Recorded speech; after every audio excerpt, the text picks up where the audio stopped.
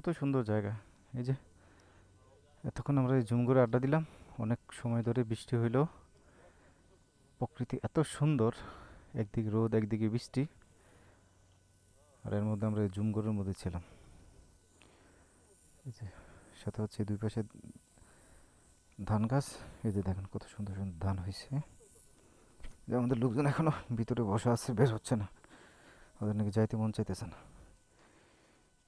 ধানের মধ্যে এটা আবার কি জিনিস, যাই হোক চিনি না।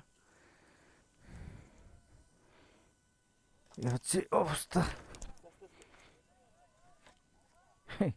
কে শোনা মানে, তোমরা কে যাবা না? 10 মিনিট করতে করতে এখানে 2 ঘন্টা কাটাই দিল ভাই। এক জুম করে যদি 2 ঘন্টা কাটাই দাও তো সারা পাহাড় তো পড়ে আছে, তখন কি করবা?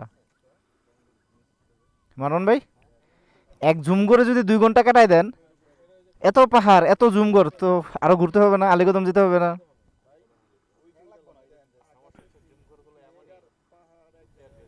জুম করে ঢুকলে আর বেরোতে মন চাইতেছে না না? এ লিমন ভাই, চলেন, অনেক হয়েছে, এখন আমরা অন্যদিকে মুভ করি। এই উষা, ওঠো।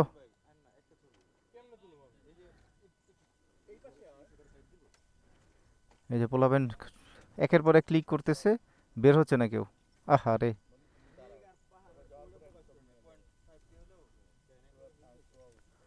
ওই যে ওই পাশে আবার বৃষ্টি করতেছে।